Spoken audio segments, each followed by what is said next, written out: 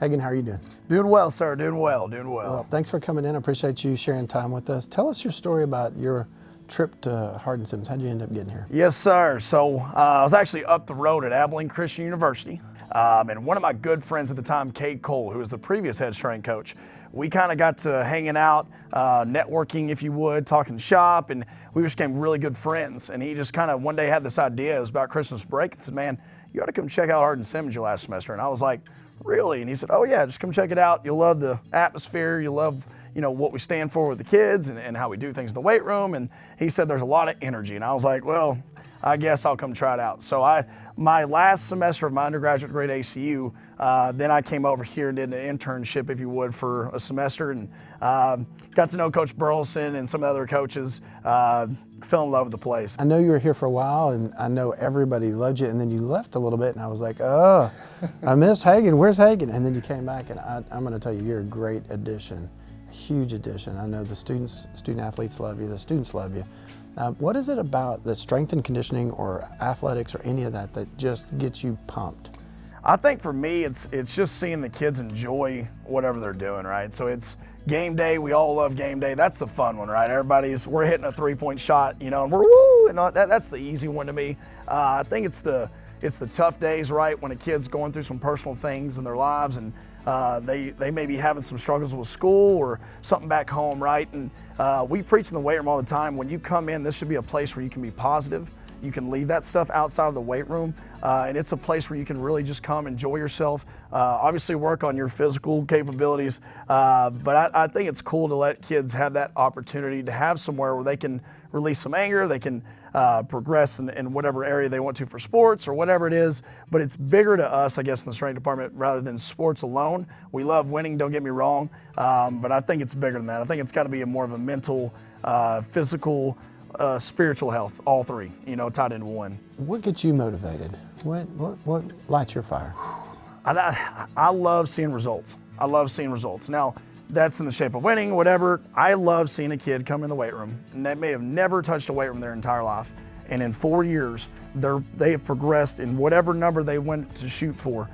They've progressed past that and exceeded that. But not only that, but seeing them get tougher, seeing them become leaders, seeing them become people out there in the culture and community where they're going to softball games from football, and they're going to soccer, and each sport's kind of interacting with each other. That's probably what kind of gets me fired up. I just love seeing that. I love seeing whatever results that means to the kid. That fires me up. So there's 100% Hagen, and that's all I've ever seen. Is there a 0%? I mean, when you go home, do you at all? Yeah. Rest? There's a time when you have to I call it regrouping. Okay. I'm 100%. When it comes to the job, whatever I'm doing, we're going all out. But also, recovering's 100%. So when I get home, I'm sitting in a lazy chair, right? Lazy boy chair. I kick my feet up, and I try to make it to the bed. I never can make it because I'm immediately, it's just like a light hits, and you just shut off, and you're just my roommates are like, "Hey, little, you got to kind of go to your bed." Is there a story behind Huya? Because you do that, and that is, I'm going to tell you, I hear it in practice, I hear it in the games, and it is, I'm ready to go. Let's go. What is it about that you lead? Because you lead that. It's not a cheer, it's just, you're yelling, screaming. Yeah, and I think it really started before I got here. It's a Hardin-Simmons thing. It's a Coach Burleson. It's Jimmy Keeling. It's the people. It's the legacy that those guys have let down. I just kind of, again, take it and run with it. I guess a good way to put it is when things are going wrong, right? When there's something in your life that's just not going the way you thought, it's the ability to take that, use that adverse situation to your advantage. And that's what it means for Huya. I love that. That's where, again, that's a Coach Burleson, that's a military thing, and then Coach Burleson, Coach Keeling, and we just kind of do it here at Hardin-Simmons. But that's my number one thing in the weight room. Life's not going to go the way you want sometimes, and you're going to fight some challenges, but it's Huya. Adopting that mindset, that's the Huya spirit.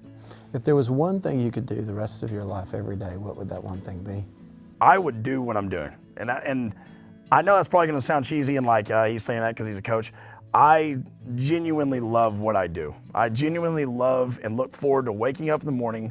I love challenges. I love the challenges that adverse situations bring, but I love the opportunity to see kids' faces light up. You're right. You see that kid that hit his 500-pound squat for the first time. You ever see that kid's face? He's crying. He's emotional because he put so much work leading into one moment. And that, to me, there's not a lot of feelings I've had, if you would, you know, where I feel like that. And to me, if I could do this every day, I'd be pretty happy. If there's one thing that I could have you do every day for the rest of your life, it would be a motivational speaker. So here's the deal. Every once in a while, I just want you to pop in my office while I'm just sitting there, and I just want you to go after me, okay? And because I want you to motivate me to type something or do something, and I'm ready for it. Just know that you are free to do that. Hoo-yah mentality, right? Yes, at the top. Something right. went wrong. Let's roll, Let's baby. Go. Well, thanks for coming in. I appreciate you being here. I appreciate your attitude. It's so infectious. It affects and infects everybody. And I appreciate you setting that stage. Yes, sir. Thank you.